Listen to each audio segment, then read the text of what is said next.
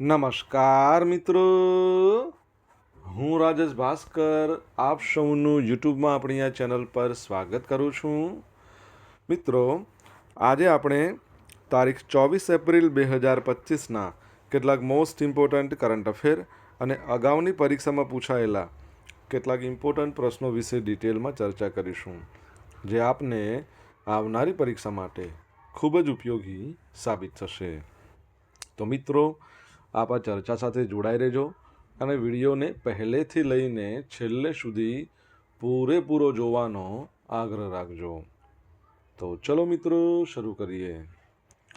શરૂઆત કરતાં પહેલાં જણાવી દઉં કે જો તમારે આપણી આ યુટ્યુબ ચેનલને સબસ્ક્રાઈબ કરવાનું હજી પણ બાકી હોય તો ચેનલને સબસ્ક્રાઈબ કરજો, નોટિફિકેશન બેલ આઇકોનને પ્રેસ કરીને, અને જો તમને વિડીયો પસંદ આવે તો વિડીયોને લાઇક કરજો અને તમારા જેટલા પણ મિત્રો છે એ બધા મિત્રો જોડે વિડીયોની લિંકને તો અચૂક શેર કરજો.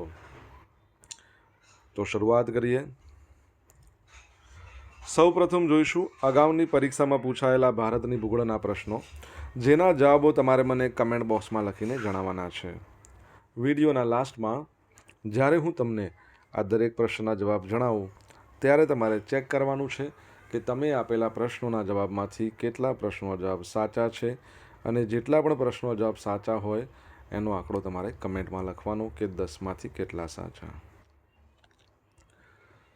ડેઇલી જીકે ટેસ્ટમાં આપણે રોજ 10 પ્રશ્નો પૂછીએ છીએ, જેમાંથી 5 પ્રશ્નો ભારતની ભૂગોળના છે. બાકીના જે 5 પ્રશ્નો છે એ ભારતના ઇતિહાસના પ્રશ્નો છે. તો તમે તમારા આન્સર આપવાની છે કમેન્ટ બોક્સમાં, અને હું આજના કરંટ અફેરનો પ્રથમ પ્રશ્ન છે એની શરૂઆત કરું છું. આજનો પ્રથમ પ્રશ્ન છે કે તાજેતરમાં કયા જિલ્લાએ હોલિસ્ટિક ડેવલપમેન્ટ કેટેગરીમાં PM awards for excellence in public administration 2024 મેળવ્યો છે? તો જવાબ આવશે રાજકોટે. સૌરાષ્ટ્રની આન બાન અને શાન, કબા ગાંધીનો ડેલો, બરાબર છે.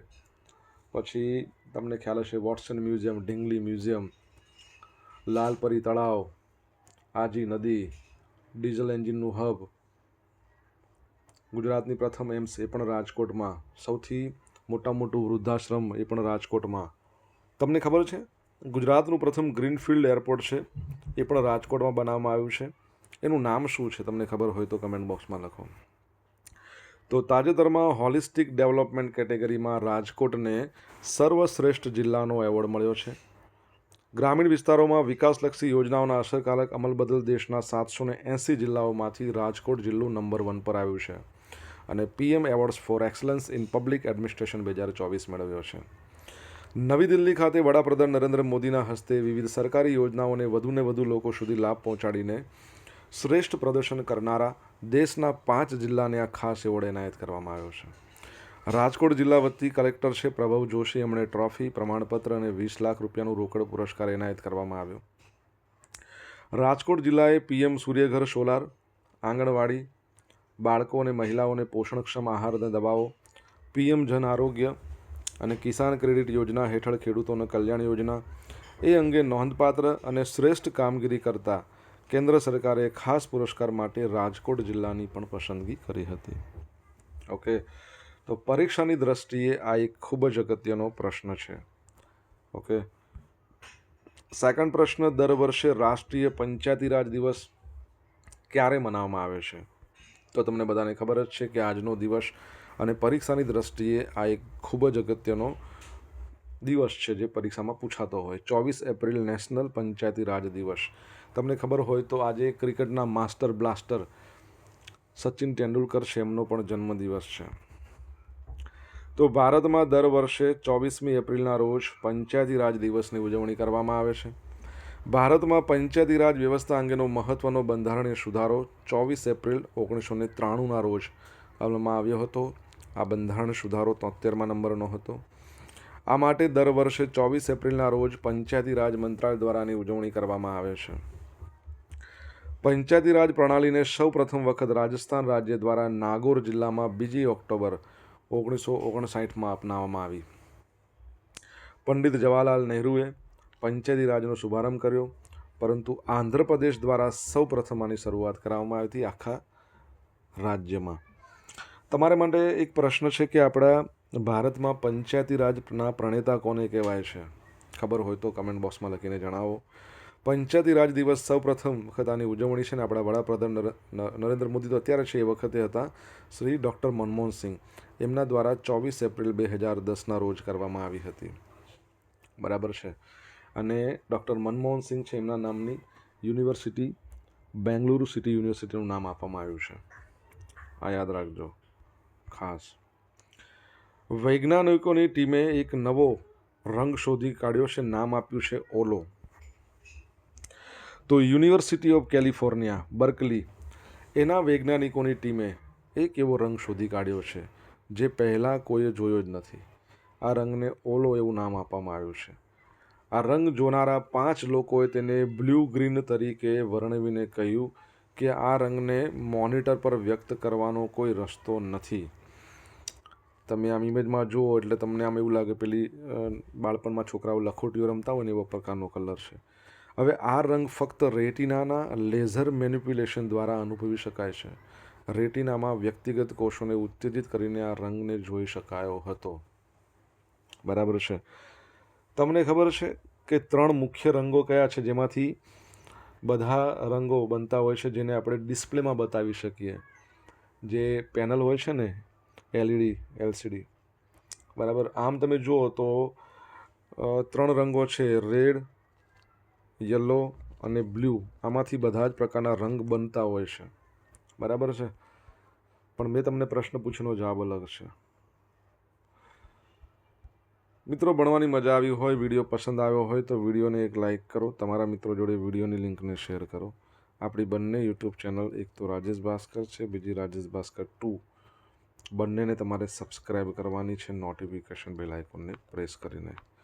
જો તમારે ડેલી કરંટ અફેરની PDF જોઈતી હોય તો આપણી ટેલિગ્રામ ચેનલને જોઈન કરી લો. ડેલી કરંટ અફેરની PDF તમને મળશે, સાથે તમને પોલ્સ પણ રમવા મળશે. તાજેતરમાં એશિયન અંડર 18 એથ્લેટિક્સ ચેમ્પિયનશિપમાં હરિયાણાના નિશ્ચય છે, એણે કયો મેડલ જીત્યો? તો એણે સિલ્વર મેડલ જીત્યો છે. એશિયન અંડર 18 એથ્લેટિક્સ ચેમ્પિયનશિપ તો સાઉદી અરેબિયાના દમામ છે એમાં આયોજિત છે એશિયન અંડર 18 એથ્લેટિક્સ ચેમ્પિયનશિપ. હરિયાણાના 16 વર્ષીય નિશ્ચયે છોકરાઓ બોયઝના શોર્ટ પુટ ઇવેન્ટમાં, ગોળા ફેંક ઇવેન્ટમાં સિલ્વર મેડલ જીત્યો છે અને હેડલાઇન્સમાં સ્થાન મેળવ્યું છે. ચેમ્પિયનશિપના ત્રીજા દિવસે સ્પર્ધા કરતા નિશ્ચયે 19.59 મીટરનો વ્યક્તિગત શ્રેષ્ઠ થ્રો કર્યો, જે ગયા મહિને જ રેકોર્ડ કરાયેલા તેના 18.93 મીટરના અગાઉના શ્રેષ્ઠ થ્રોને વટાવી ગયો છે. આ મીટમાં તેનો બીજો મેડલ છે, જે આંતરરાષ્ટ્રીય સ્તરે તેની ઝડપી વૃદ્ધિ અને આશાસ્પદ પ્રતિભા દર્શાવે છે. તમને ખબર હોય તો ઇન્ટરનેશનલ શૂટિંગ સ્પોર્ટ ફેડરેશન એના દ્વારા જે વર્લ્ડ કપ છે એનું આયોજન અલગ અલગ શહેરોમાં કરવામાં આવ્યું. આર્જેન્ટિના છે, એની કેપિટલ છે બ્યુનોસ એરાઇસ. એમાં જ્યારે આનું આયોજન કરવામાં આવ્યું ત્યારે આપણા ભારતમાંથી પ્રથમ ગોલ્ડ મેડલ લાવનાર કોણ હતું? જો તમને ખબર હોય તો કમેન્ટ બોક્સમાં તમે લખીને જણાવી શકો છો. તાજેતરમાં કેટલામી ભારત UK સંરક્ષણ સલાહકાર જૂથ બેઠક યોજાઈ ગઈ? તો 24મા નંબરની. આજે તારીખ પણ 24 છે અને યાદ રાખજો, GJ 24 તમને કે એટલે પાટણ, એનો પણ એક ટોપિક આજે આપણે ભણવાના છીએ. બરાબર છે. તો તાજેતરમાં આપણા સંરક્ષણ સચિવ છે શ્રી રાજેશ કુમાર સિંહ. જો યાદ રાખજો, રિસન્ટલી તમને ખ્યાલ હશે આપણે ભણ્યા છીએ મહેસૂલ સચિવ નવા આવ્યા. ભૂતકાળમાં તમને ખબર હોય તો નાણાં સચિવ પણ નવા આવ્યા હતા. અજય શેઠ નાણાં સચિવ, મહેસૂલ સચિવ તમે મને કહેશો, કેમ કે ભૂતકાળના જે નાણાં સચિવ હતા તેઓ સેબીના ચેરમેન બની ગયા, તુહિનકાંત પાંડે. હવે આપણા સંરક્ષણ સચિવ છે રાજેશ કુમાર સિંહ, સંરક્ષણ મંત્રી છે રાજનાથ સિંહ. તો રાજેશ કુમાર સિંહ એમણે લંડનની 2 દિવસની મુલાકાત હતી. એ દરમિયાન યુનાઇટેડ કિંગડમમાં વાર્ષિક દ્વિપક્ષીય સંરક્ષણ સંવાદ માટે ઉચ્ચ સ્તરીય ભારતીય પ્રતિનિધિમંડળનું નેતૃત્વ કર્યું. આ મુલાકાત દરમિયાન એમણે સંરક્ષણ માટેના કાયમી under secretary of state Shri David Williams એમની સાથે 24મી ભારત UK સંરક્ષણ સલાહકાર જૂથની બેઠકની સહઅધ્યક્ષતા કરી. આ ચર્ચાઓ 2021માં જાહેર કરાયેલા વ્યાપક વ્યૂહાત્મક ભાગીદારી અને 2030 સુધીના રોડમેપના સંદર્ભમાં યોજાઈ હતી, જે બંને રાષ્ટ્રો વચ્ચે સહયોગને આગળ ધપાવવાનું ચાલુ રાખે છે.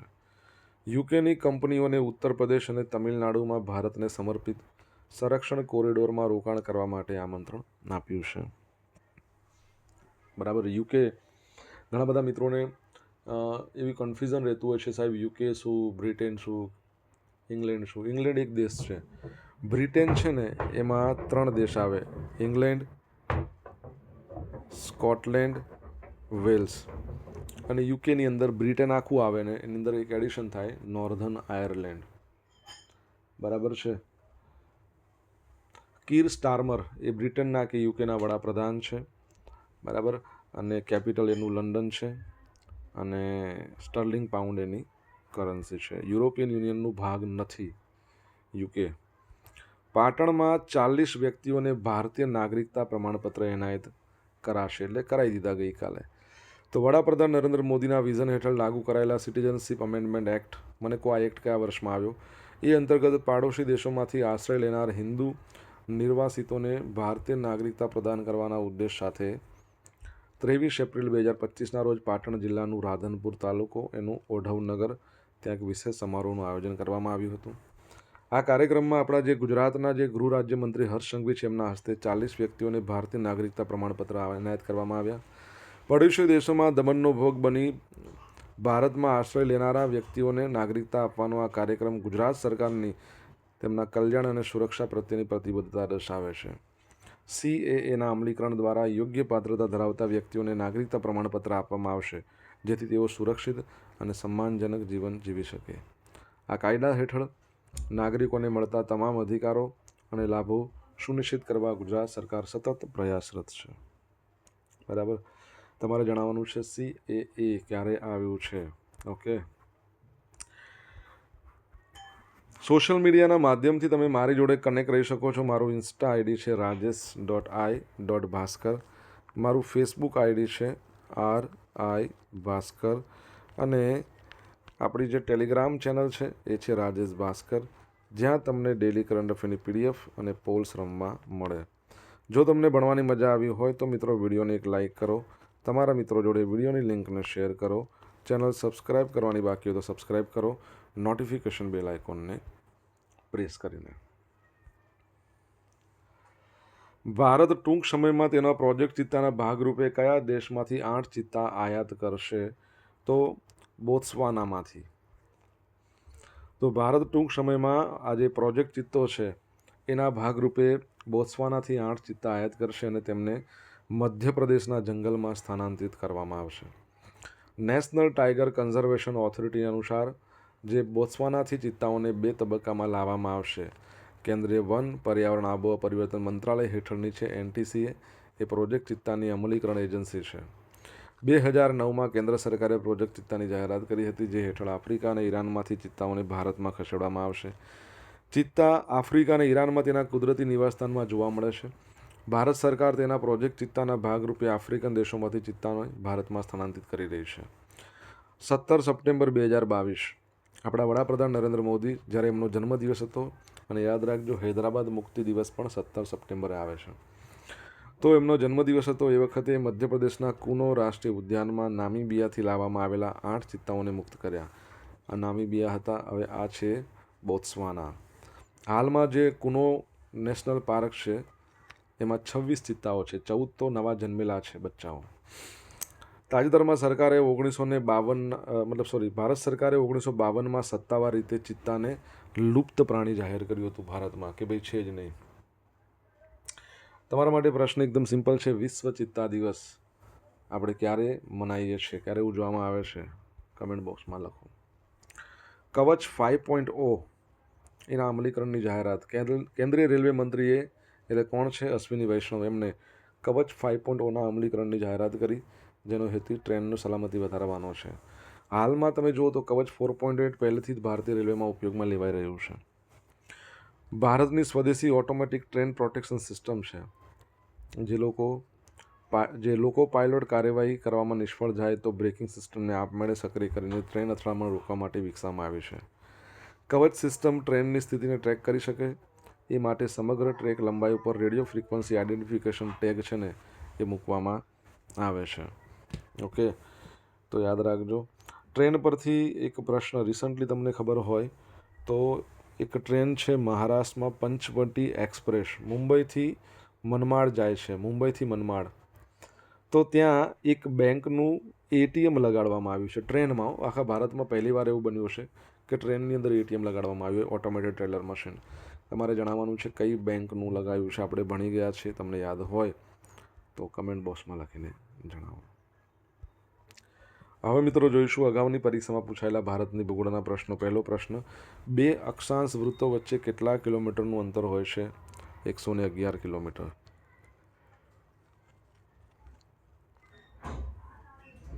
ઊંચી ગુણવત્તા ધરાવતા લોખંડના જથ્થામાં વિશ્વમાં ભારત કેટલામાં ક્રમે છે?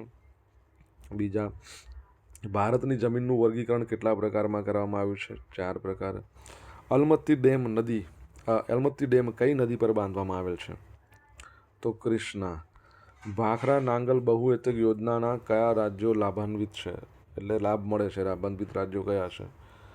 તો પંજાબ છે, હરિયાણા છે અને રાજસ્થાન છે. હવે મિત્રો જોઈશું અગાઉની પરીક્ષામાં પૂછાયેલા ભારતના ઇતિહાસના પ્રશ્નો.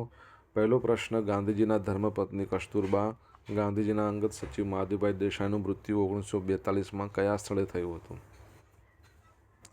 તો આગા ખાન મહેલ, પુણે. અબુલ ફઝલનો વિખ્યાત ગ્રંથ કયો?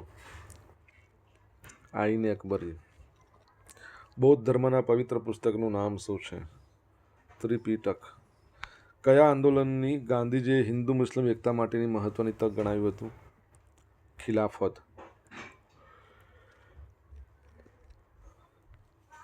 ભારતીય વૈદિક શાસ્ત્રના મહાન પ્રણેતા કોણ ગણાય છે? તો ચરક અને સુશ્રુત. ચરક અને સુશ્રુત બંને આવશે. હવે મિત્રો જોઈશું ગઈકાલે પૂછેલા પ્રશ્નોના જવાબ. પહેલો પ્રશ્ન, ગુજરાત સરકારના વન વિભાગ દ્વારા કેટલામી સિંહ વસ્તી ગણતરી 2025માં કરવામાં આવશે? તો 16મા નંબરની. સેકન્ડ પ્રશ્ન, તાજેતરમાં કયા શહેરના મેયરે 14 એપ્રિલ, જેને આપણે ડૉક્ટર બાબા સાહેબના આંબેડકરનો જન્મદિવસ ભારતમાં સમરસતા દિવસ કહીએ છીએ, એને આંબેડકર દિવસ, ડૉક્ટર BR આંબેડકર દિવસ તરીકે સત્તાવાર રીતે સ્વીકાર કર્યો, એટલે કે જાહેર કર્યો છે ન્યૂયોર્કે? જવાબ આવજો ન્યૂયોર્કના મેયરે. હવે મિત્રો આજે પૂછેલા પ્રશ્નોના જવાબ જોઈ લઈએ. પહેલો પ્રશ્ન શું હતો? ગુજરાતનું પ્રથમ ગ્રીનફિલ્ડ એરપોર્ટ જે રાજકોટમાં બનાવવામાં આવ્યું છે, એરપોર્ટનું નામ શું છે? હીરાસર. સેકન્ડ પ્રશ્ન, ભારતની અંદર પંચાયતી રાજના પ્રણેતા ત્રિસ્તરીય, તો આપણા ગુજરાતના સેકન્ડ નંબરના જે CM હતા જેમનું અવસાન થયું હતું કચ્છમાં સુથરી નજીક વિમાન અકસ્માતમાં, બળવંતરાય મહેતા. ત્રીજો પ્રશ્ન, 3 મુખ્ય રંગો કયા કહેવાય છે? રેડ, ગ્રીન અને બ્લુ. ચોથા નંબરનો પ્રશ્ન, international shooting sport federation Buenos એરાઇસમાં પ્રથમ ગોલ્ડ મેડલ ભારત તરફથી લાવ્યા હતા? Shift core સમરા. 5મા નંબરનો પ્રશ્ન, હાલમાં આપણા નવા મહેસૂલ સચિવ બન્યા છે કોણ? તો અરવિંદ શ્રીવાસ્તવ આવશે. અરવિંદ પનગડિયા નહીં, એ તો 16મા નંબરના નાણાં પંચના અધ્યક્ષ છે. 6થા નંબરનો પ્રશ્ન, CAA એક્ટ કયા વર્ષમાં લાગુ થયો? 2019માં. 7મો પ્રશ્ન, વિશ્વ ચિત્તા દિવસ દર વર્ષે ક્યારે મનાવવામાં આવે છે? 4 ડિસેમ્બર, જેને ઇન્ડિયન નેવી ડે પણ કહેવાય છે. 8મો પ્રશ્ન, બેંક ઓફ મહારાષ્ટ્ર છે, એમણે પંચવટી એક્સપ્રેસમાં ભારતનું પ્રથમ ટ્રેનની અંદર એટીએમ શરૂ કર્યું છે. હવે મિત્રો જોઈશું ગઈકાલના કરંટ અફેરમાંથી પૂછેલા કેટલાક ઇમ્પોર્ટન્ટ પ્રશ્નો, જેના જવાબો તમારે કમેન્ટ બોક્સમાં લખીને જણાવવાના. પહેલો પ્રશ્ન, તાજેતરમાં આવેલા ઇન્ડિયા જસ્ટિસ રિપોર્ટ 2025, એમાં ગુજરાત કયા નંબર પર છે? જવાબ આવડે તો કમેન્ટ બોક્સમાં લખીને જણાવજો. પોપ ફ્રાન્સિસનું અવસાન થયું, એના પર ભારતમાં કેટલા દિવસનો રાજકીય શોક જાહેર કરવામાં આવ્યો છે? તો મિત્રો તમને જવાબ આવડતો હોય તો તમે કમેન્ટ બોક્સમાં અવશ્ય લખીને જણાવજો. તો મિત્રો આ હતા આજના દિવસના કેટલાક મોસ્ટ ઇમ્પોર્ટન્ટ કરંટ અફેર સાથે આપણે જોયું અગાઉની પરીક્ષામાં પૂછેલા ઇમ્પોર્ટન્ટ પ્રશ્નો એના જવાબોની સાથે. આશા રાખું બધાને ભણવાની મજા આવી હોય તો વિડીયોને લાઇક કરો, તમારા મિત્રો જોડે વિડીયો લિંકને શેર કરો. આપણી બંને યુટ્યુબ ચેનલ છે, એક રાજેશ ભાસ્કર, બીજી રાજેશ ભાસ્કર 2. આ બંનેને સબસ્ક્રાઇબ કરવાનું બાકી હોય તો સબસ્ક્રાઇબ કરો, નોટિફિકેશન બેલ આઇકોનને પ્રેસ કરીને. તો મિત્રો thank you so much for watching this video. Have a nice day. જય હિન્દ, જય ભારત, જય જય ગરવી ગુજરાત.